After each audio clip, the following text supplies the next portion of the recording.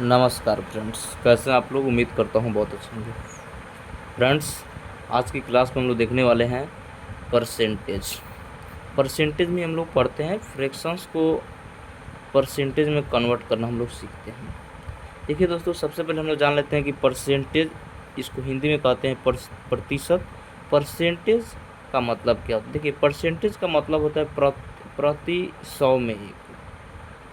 प्रति 100 में एक, ये होता है प्रतिशत का सिंबल, यानी परसेंटेज का सिंबल। इसका वैल्यू होता है 1/100।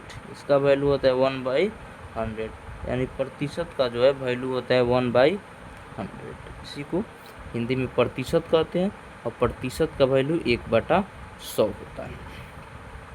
ये देखिए दोस्तों, जैसे मान लीजिए कोई भी एक फ्रैक्शंस है। जैसे मान लीजिए एक फ्रैक्शन मैंने लिख दिया 1/1, और ये कहें 1/1 जो है कितने परसेंट के बराबर है। तो देखिए, फ्रैक्शन को परसेंट में बदलने का एक तरीका होता है। देखिए, फ्रैक्शन फ्रैक्शन फ्रैक्शन को हम लोग परसेंट में कैसे बदलते हैं।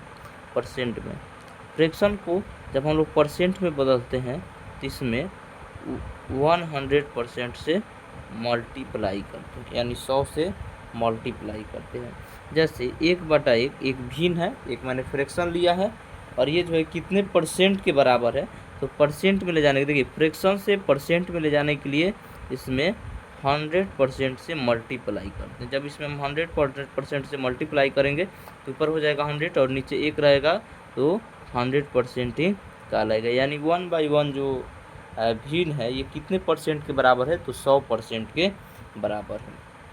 इसी तरह अगर हम कहें 1/2, मैंने एक फ्रैक्शन लिया 1/2, और ये कहे जी ये कितने परसेंट के बराबर है, तो परसेंट में चेंज करने के लिए, देखिए फ्रैक्शन से परसेंट में चेंज करने के लिए 100% से मल्टीप्लाई करेंगे। जब 100% से इसमें मल्टीप्लाई करेंगे तो ऊपर हो जाएगा 100 और नीचे है 2, ये कट जाएगा 50 बार में, यानी 100 जो है 50 बार में 2 से कट जाएगा, यानी ये 50% के बराबर है। 1/2 जो फ्रैक्शन है वो कितने परसेंट के बराबर है, तो 50% के बराबर है।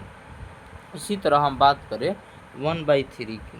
1/3 जो है कितने परसेंट के बराबर है। एक भिन्न है, ये भी एक भिन्न है 1/3।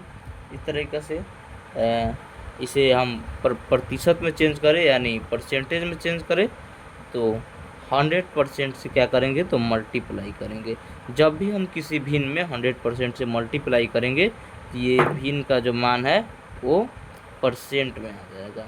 जैसे यहाँ से हम करें तो ऊपर हो जाएगा 100, नीचे 3, और इसको काटेंगे तो ये कटेगा 33 सही 1/3%। इसको हम लिख सकते हैं 33 पॉइंट, यहाँ तो लिख दिए हैं 33.1/3। इसको हम कैसे लिख सकते हैं, 33.33%, यानी 33.33% इसको लिख सकते हैं। उसी तरह देखिए दोस्तों, इस तरीक़ा से हम क्या कर सकते हैं, फ्रैक्शंस को जो है परसेंट में कन्वर्ट कर सकते हैं। एक चीज़ और आप लोग जान लीजिए, जब भी हम लोग को फ्रैक्शन को जो है परसेंट में कन्वर्ट करना होता है तो उसमें 100% से मल्टीप्लाई करते हैं।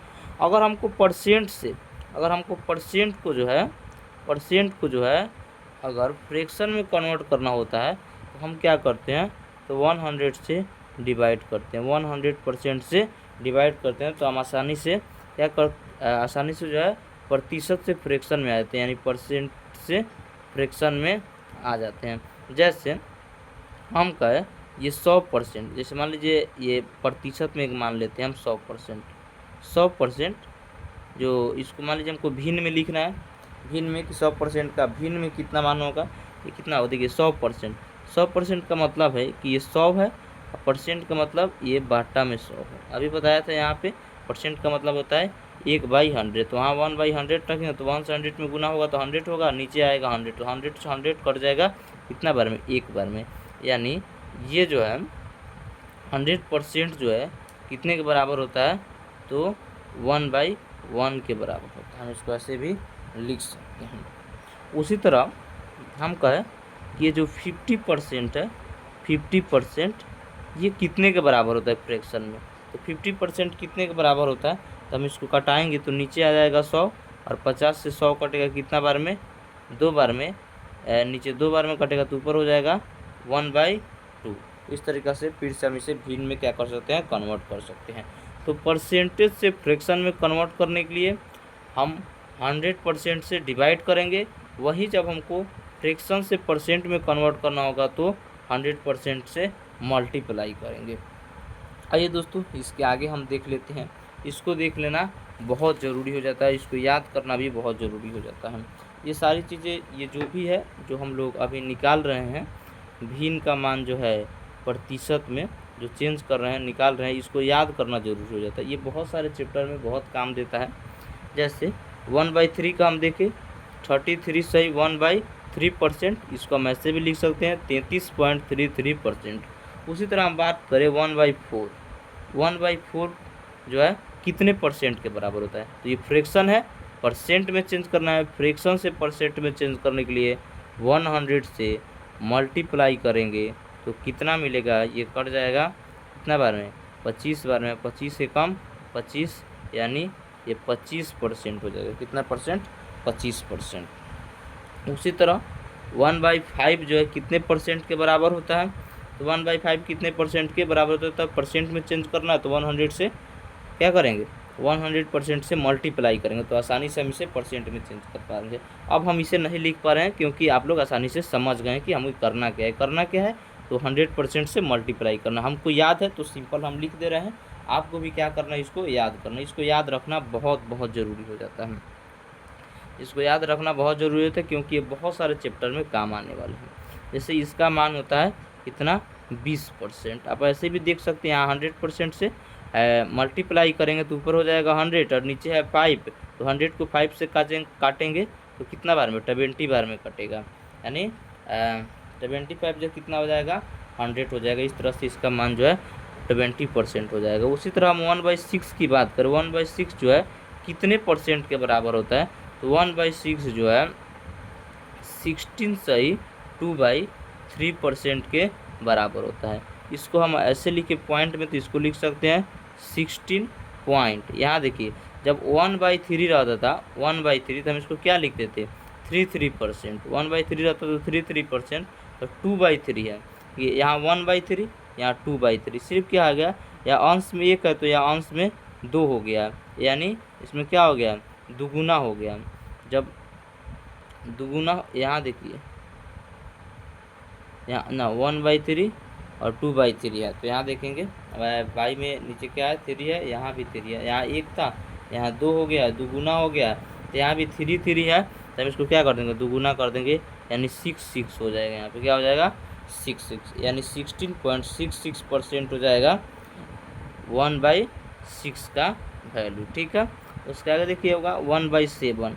1/7 जो है कितने परसेंट के बराबर होता है, तो 1/7 जो है कितने परसेंट के बराबर होता है, ये होता है 14 सही 2/7% के बराबर होता है। इसको हम लिख सकते हैं 14.28%। 1/8 की बात किया जाए, 1/8 कितने परसेंट के बराबर होता है, ये होता है 12 सही 1/2% के बराबर होता है। इसको हम लिख सकते हैं 12 पॉइंट, 1/2 को क्या लिख सकते हैं, 5 लिख सकते हैं, 12.5%, यानी 12.5%। अब 1/9 की बात करें, 1/9 की बात करें और 1/9 को जो है हम लोग परसेंटेज में चेंज करें तो 100 से क्या करेंगे, इसमें मल्टीप्लाई करेंगे। इसका मान कितना आएगा, इसका मान आएगा 11 सही 1/9%। इसको हम कैसे लिख सकते हैं, 11.11%, यानी 11.11% इसको हम लिख सकते हैं। उसी तरह 1/10 की बात करें, 1/10, 1/10 कितने के बराबर होता है, तो यहाँ देखिए 100% से मल्टीप्लाई करेंगे तो ऊपर हो जाएगा 100, नीचे है 10, 10 जो है 100 को 10 बार में काट देगा, यानी कितना हो जाएगा, 10%। कितना हो जाएगा, 10% हो जाएगा।